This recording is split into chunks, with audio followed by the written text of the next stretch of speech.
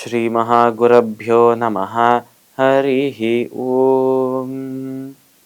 சதாசிவசமாரம்பாம் சங்கராச்சார்யமத்யமாம் அஸ்மதாச்சார்யபர்யந்தாம் வந்தே குரு பரம்பராம்.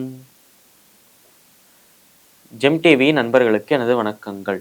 இன்றைய நாள் அனைவருக்கும் இனிய நாளாக அமைய எல்லாம் வல்ல இறைவனை வேண்டி இன்றைய மதமும் நம் மதமே நிகழ்ச்சிக்கு செல்வோம். இன்னைக்கு நம்ம ஸ்ரீமத் பகவத்கீதையிலிருந்து ஒரு ஸ்லோகத்தை விரிவான விளக்கத்துடன் பார்ப்போம். நஹி ஞானேன சத்ருஷம் பவித்ரமிஹ வித்யதே தத்ஸ்வயம் யோக சம்சித்தஹ காலேனாத்மனி விந்ததி. இந்த ஒரு ஸ்லோகம் ஸ்ரீமத் பகவத்கீதையின் 4வது அத்தியாயமான ஞான கர்ம சந்நியாச யோகத்தின் 38வது ஸ்லோகம். இந்த ஸ்லோகத்தில் கிருஷ்ணர் அர்ஜுனனை பார்த்து சொல்றாராம், நஹி ஞானேன சதிருஷம் பவித்ரமிக வித்யதே. இந்த இடத்தில், இந்த ஒரு உலகில், இவ்வுலகில் இந்த ஞானத்துக்கு சமானமாக, இந்த ஞானத்துக்கு சரிசமமாக எந்த ஒரு புனிதமான விஷயமும் இல்லை என்று கிருஷ்ணர் அர்ஜுனனை பார்த்து சொல்றார். அதாவது இந்த ஞானத்தை காட்டிலும் ஒரு புனிதமான விஷயம் இந்த உலகத்தில் எதுவுமே இல்லை என்று சொல்றார் கிருஷ்ணர்.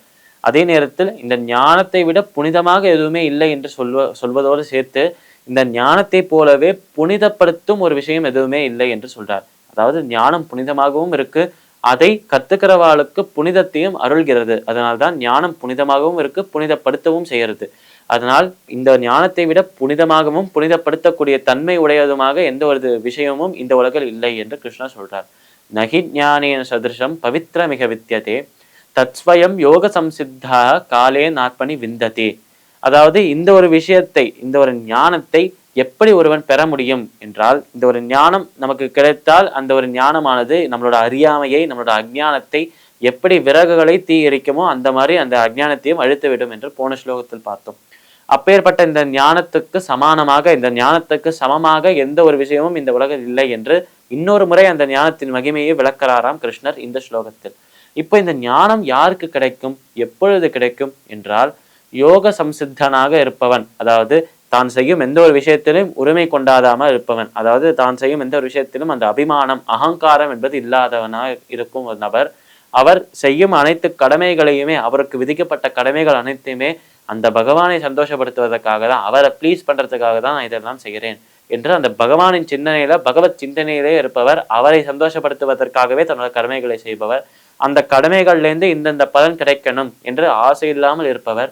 அப்பேற்பட்ட ஒரு நபருக்கு காலக்கிரமத்தில், காலம் போற போக்கில் தானாகவே இந்த ஞானம் வரும்.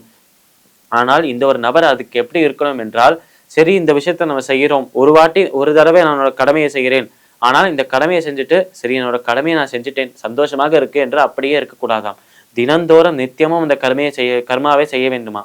இந்த ஒரு விஷயத்தை ஃபாலோ பண்றது எவ்வளவு முக்கியமோ அந்த விஷயத்தில் கன்சிஸ்டண்டாக இருப்பதும் அதுவும் அவ்வளவு முக்கியமாக தான் இருக்கு.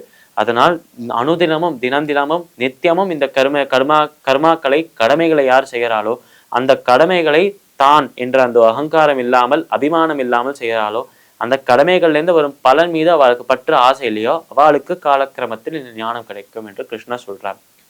இப்ப இந்த ஸ்லோகத்தின் அர்த்தம் இதுவாக இருந்தாலும் இதை இன்னும் கொஞ்சம் விரிவாக பார்த்தோம் என்றால், நஹி ஞானேன சதிருஷம் பவித்ரமிக வித்யதே. நம்ம கிருஷ்ணர் இந்த உலகில் இந்த ஞானத்துக்கு சமமாக எதுவும் இல்லை என்று சொல்வதற்கான விளக்கம் என்ன, அதற்கு என்ன பொருள், அதில் அவர் சொல்ல வரும் கருத்து என்ன என்றால், 2 கருத்துக்கள் இருக்கு என்று நம்மளால யூகிக்க முடியாதுதான். அதாவது இந்த உலகு என்று நம்மளோட பூலோகத்தை ஸ்பெசிஃபையா சொல்லும் போது என்ன இதுலன்னு தெரியாது என்றால், நம்மளோட உலகம் என்பதே, இந்த ஒரு உலகம் என்பதே பல பிராணிகளால, பல ஜீவராசிகளால் நிறைஞ்சிருக்கு என்று சொல்றான். இப்படி பல கோடிக்கணக்கான ஜந்துக்களால் நிறைஞ்சிருக்கிற இந்த ஒரு பூமி, இந்த பூமியில் இருக்கும் அனைத்து ஜந்துக்களுக்குமே ஒரே அளவு ஞானம் என்பது இருக்கும் என்று சொல்ல முடியாது.